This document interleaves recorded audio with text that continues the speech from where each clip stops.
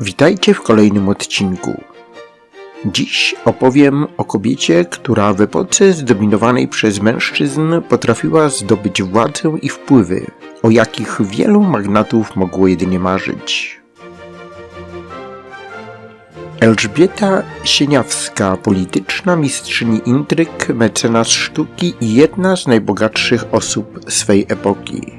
Czy była przebiegłą intrygantką, czy może wizjonerką, która wyprzedziła swoje czasy? Zostańcie ze mną, by poznać jej historię. Elżbieta urodziła się w 1669 roku jako córka Stanisława Herakliusza Lubomirskiego, jednego z najbogatszych magnatów ówczesnej Rzeczypospolitej. Wychowywana w duchu renesansowej edukacji, już od młodości wykazywała się nieprzeciętnym intelektem i zdolnością do podejmowania strategicznych decyzji. Jej małżeństwo z Adamem Mikołajem Sieniawskim, hetmanem wielkim koronnym, miało być jedynie sojuszem dwóch potężnych rodów. Ale szybko stało się jasne, kto w tej rodzinie naprawdę rządził. Mąż, choć formalnie jeden z najważniejszych dowódców Rzeczypospolitej, często ustępował Elżbiecie w sprawach politycznych i gospodarczych. To ona przejęła kontrolę nad rozległymi dobrami Sieniawskich, w tym Łańcutem i Puławami, które stały się centrum władzy i kultury.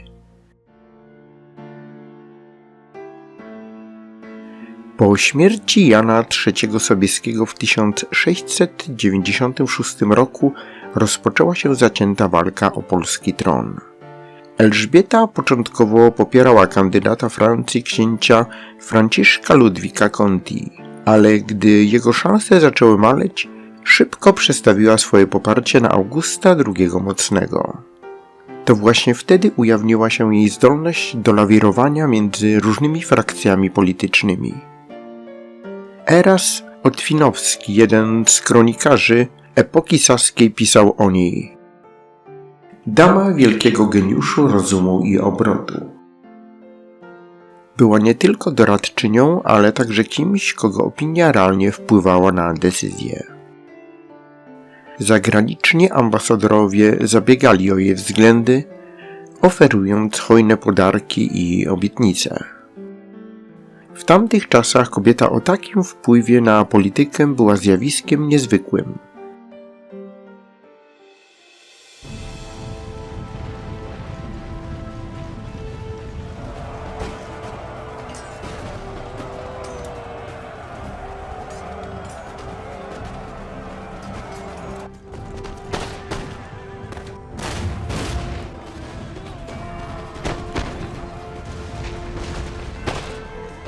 Podczas wojny północnej, kiedy August II został zmuszony do opuszczenia tronu, Sieniawska stanęła na wysokości zadania.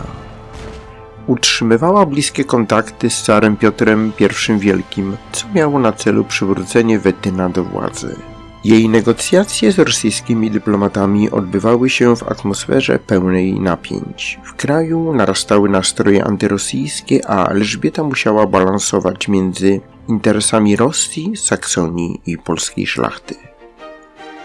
Była w tym niezwykle skuteczna. Jej starania pomogły w odbudowie pozycji Augusta II, choć sama zapłaciła za to niechęcią części magnaterii. Elżbieta nie unikała konfliktów zarówno z innymi magnatami, jak i we własnym domu. Jednym z jej głównych rywali był Teofil Czartoryski, który próbował ograniczyć jej wpływy na dworze królewskim. Ciekawostką jest jej napięta relacja z mężem, Adamem Mikołajem. Choć formalnie to on był głową rodu, w praktyce często ustępował jej w kwestiach zarządzania majątkiem. Elżbieta była znana z tego, że krytykowała jego decyzje, a gdy uważała, że postępuje niezgodnie z jej interesami, nie wahała się działać na własną rękę.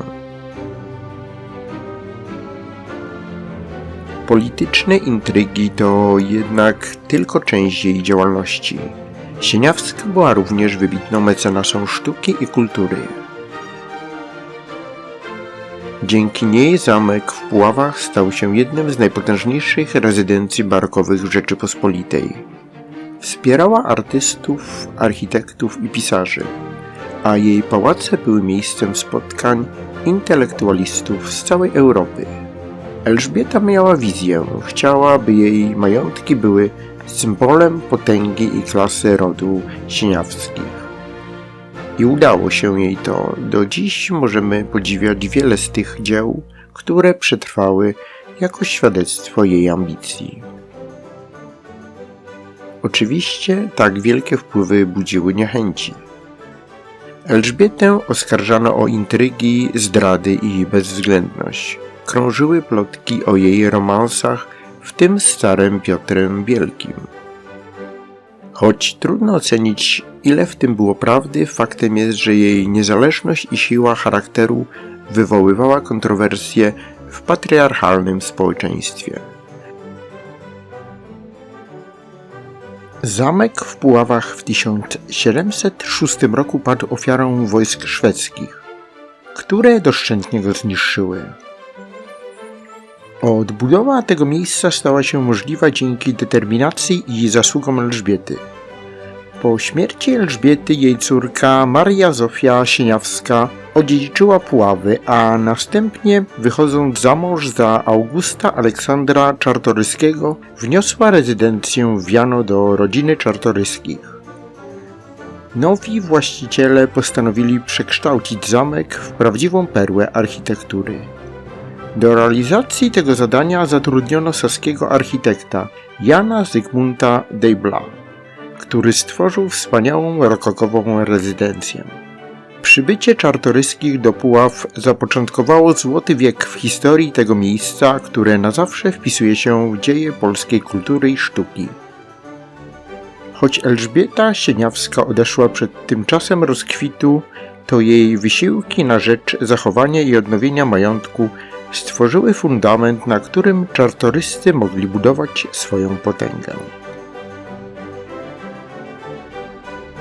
Elżbieta Sieniawska zmarła w 1729 roku, pozostawiając po sobie nie tylko olbrzymi majątek, ale też dziedzictwo, które trwało przez kolejne pokolenia. Jej życie to przykład kobiety, która nie bała się wyzwań i potrafiła działać skutecznie w świecie zdominowanym przez mężczyzn. Dziś pamiętamy ją jako jedną z najważniejszych postaci swojej epoki, symbolem inteligencji, ambicji i siły. Jak podobała Wam się historia Elżbiety Sieniawskiej? Czy uważacie, że była intrygantką, czy raczej wizjonerką, która wyprzedziła swoje czasy? Dajcie znać w komentarzach. Do usłyszenia w kolejnym odcinku.